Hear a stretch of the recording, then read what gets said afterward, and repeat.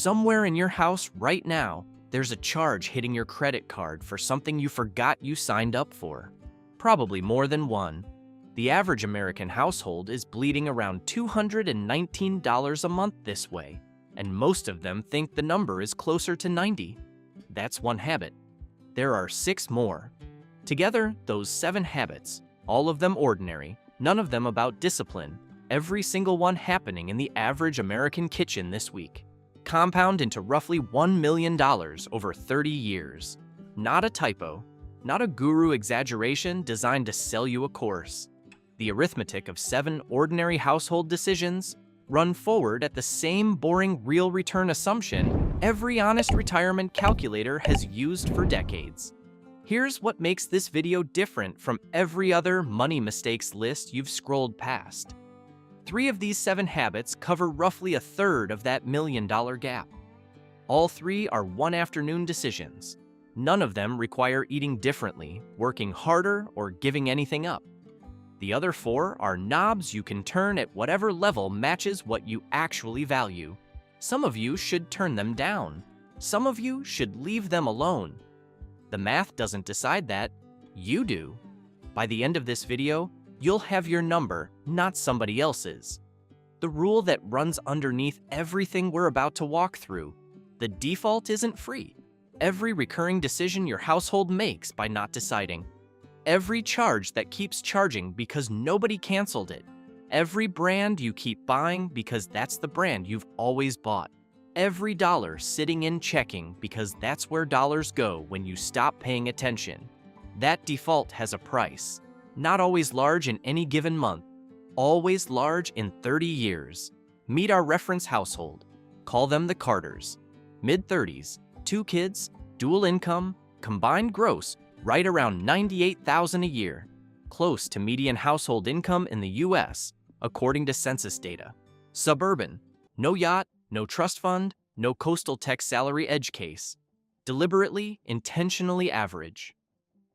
Every dollar figure in this video is anchored to the Carters. 1 household, 7 layers, real math. The compounding assumption is the same one this channel uses in every video. 7% real annual return over 30 years. The long-run S&P 500 real return after inflation. Not guaranteed, not promised. Just the historical baseline every honest retirement calculator starts from. If the next 30 years return 5% real instead, every number drops by roughly 30%. We'll come back to that. Habit number 1, subscription stacking. The smallest of the 7, which is exactly why it goes first. The most invisible. A recurring study from West Monroe, a consulting firm tracking consumer subscription behavior for years, asks Americans to estimate their monthly subscription spending, then has them check actual statements. The gap is consistently around 2.5 times. People estimate roughly $86 a month. Actual number, on average, around $219. The Carters are average, so they're spending $133 a month on subscriptions they didn't budget for, didn't account for, and in many cases didn't consciously choose to keep. The streaming service from a 2022 free trial, the fitness app from 2 New Years ago, the cloud storage tier that auto-upgraded, the premium version of something they used the free version of, compounded at 7% real over 30 years. That monthly gap is worth approximately $150,000. Honest part, not all of it is waste. Some are genuinely worth it. The question isn't whether to cancel everything, it's which fraction you actively chose, and which fraction is auto-renewing past the point where you remember why you signed up. Try this. Pull up your last credit card statement, add up every recurring charge, compare to what you would have guessed. Small gap, you're paying attention. 2.5 times, congratulations, you're statistically average. Welcome to the club. Habit number 2, brand premium at the grocery store. The Bureau of Labor Statistics Consumer Expenditure Survey tracks American household spending in granular detail. For a 4-person household like the Carters, groceries plus household supplies and personal care run roughly $8,000 a year. Independent shelf pricing studies, Consumer Reports has done this work for decades. consistently find national brands carry a 20 to 30% premium over store brands on commodity categories: pasta, canned tomatoes, bleach, paper towels, generic ibuprofen versus the brand name version of the exact same active ingredient. Apply a conservative 25% premium across the commoditized portion of the Carter's basket, the categories where blind taste tests don't pick up a difference.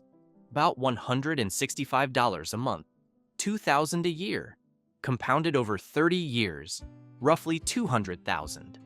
The caveat matters: not every product. Some categories, specialty foods, certain skincare, the specific brand of coffee you actually love, the premium buys you something real. The math only applies to the boring middle of the basket, where the store brand and the national brand are often coming off the same production line in different packaging. Habit number 3, unplanned grocery shopping and food waste. The U.S. Department of Agriculture estimates American households waste roughly 30% of the food they purchase, by weight and by dollar value. The nonprofit ReFed, which publishes detailed annual analysis of U.S. food waste, puts the per-household figure at approximately $1,500 a year. For low-planning households, $2,500. The Carters land in the middle. About $130 a month in food they bought, brought home, and threw away. Compounded 30 years, roughly $160,000. The mechanism is the same in every household where this happens. They shop optimistically, buying ingredients for the meals they wish they were going to cook. They cook reactively, grabbing whatever's easiest on Tuesday. The optimistic produce sits in the drawer, turning into compost. Throw it out Sunday. Rebuy Monday, repeat. Count the produce items you threw out last week. Multiply by 52, multiply by your average produce price. That's your number, almost always larger than you'd guess. What makes this habit different from the other 6? It's the only one fixed by a $5 notebook and 20 minutes on Sunday. Write down what you're going to cook. Buy those ingredients. Cook those things. The hardest part of meal planning is admitting you weren't doing it. Habit number 4, convenience food, eating out and delivery. The section where the personal finance niche has been wrong for 2 decades. Every guru since the late 90s has built a career on telling you the $5 latte is going to keep you poor. The math is mostly nonsense. 200 coffees a year is not why anybody is broke. The math that matters. BLS data. The average American household spends about $3,600 a year on what the survey calls food away from home. Restaurants, takeout, delivery, the office lunch you said you'd pack tomorrow? The question isn't whether you should never eat out. It's the difference between the deliberate spending, the meals you chose, the restaurants you wanted, the date nights you remember, and the autopilot spending that happens when delivery apps quietly become the default version of dinner. For a typical household, roughly a third of the food away from home budget falls into that autopilot bucket. The meals nobody really decided to buy. For the Carters, that gap is about $110 a month. $1,300 a year of food they didn't quite remember ordering. Compounded 30 years, roughly $135,000. Owlbert's frame is different from the latte gurus. The math doesn't say give up restaurants. It says know the number. The household spending $4,000 a year on food away from home that chose every dollar deliberately isn't making a mistake. They're spending money on something they value. The household that thought they were spending $2,000 and is actually spending $4,000. That's the household with the problem. The problem isn't the food. It's the gap between assumption and reality. Quick reality check. None of these numbers fit every household perfectly. Some don't carry a credit card balance. Habit 7 is 0. Some already moved savings to high yield years ago. Habit 6 is 0. Some cook every night and eat out twice a year. Habit 4 is irrelevant. The cumulative gap we'll land on is for a household that carries a typical degree of every habit, which is almost nobody exactly. Your version of this video is whatever subset actually applies to you. Back to the list. Habit number 5, paying full price, ignoring the sale calendar. Retail pricing research from the National Retail Federation and consumer pricing studies from McKinsey both document predictable, almost mechanical seasonal markdown cycles for major consumer categories.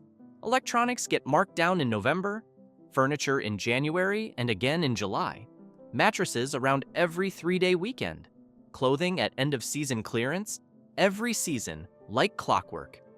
Households that buy on default timing, when they happen to need or want the thing, with no awareness of the calendar, pay an estimated 20 to 35% premium on roughly $4,000 a year of discretionary purchases. For the Carters, about $90 a month. 30 years, about $110,000. The mechanism is decision by default. The microwave breaks. You replace it today. You want a new jacket? You buy it now. Nothing wrong with that as a posture toward life. Real cost as a posture toward money. The fix is small. A 30-day buffer on non-urgent purchases captures most of the gap. Habit number 6. Idle cash in checking and low-yield savings. Federal Reserve Survey of Consumer Finances data, the most comprehensive look at U.S. household balance sheets, puts the median household checking balance at roughly $2,800 and the median traditional savings balance around $8,000. $11,000 sitting in everyday accounts. The average APY on a traditional savings account, per FDIC weekly data, about 0.42%. The yield on a high-yield savings account or a Treasury money market fund at recent rates, around 4%. The gap has averaged roughly 3 to 3.5 percentage points for several years. 3.5% on $11,000 is about $385 a year of yield. The household isn't collecting. Money walking out the door for no reason at all. But the bigger move is what sits underneath.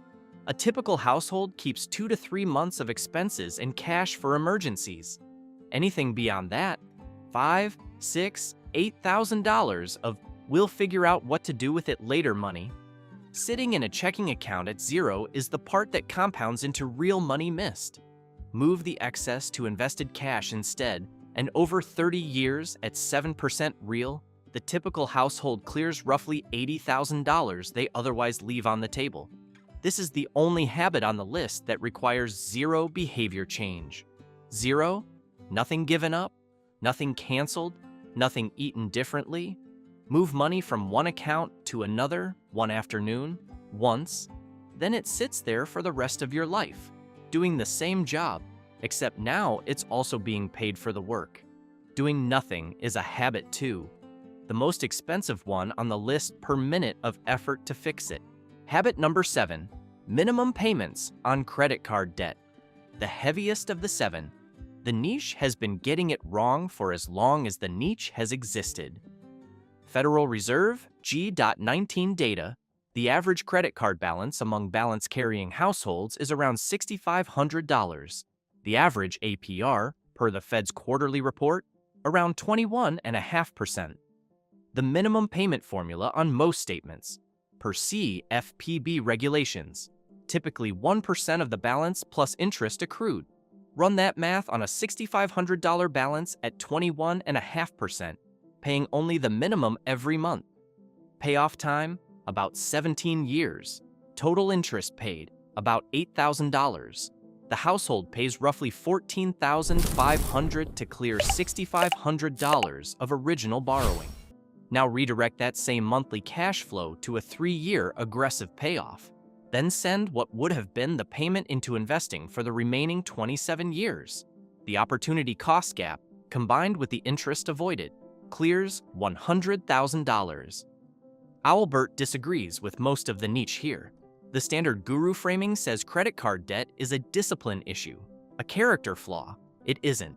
It's arithmetic.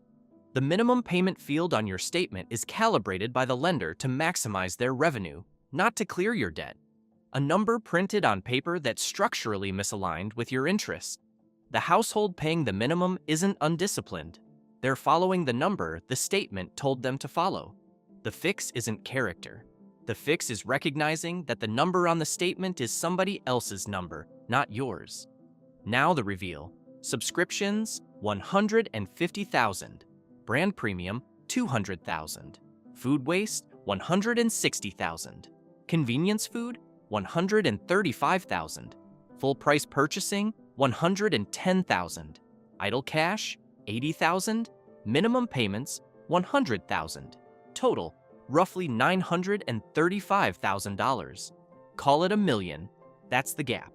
Not from any single habit, not from one big mistake, from 7 small, ordinary, almost invisible defaults running in parallel for 30 years inside a household that earns the median American income.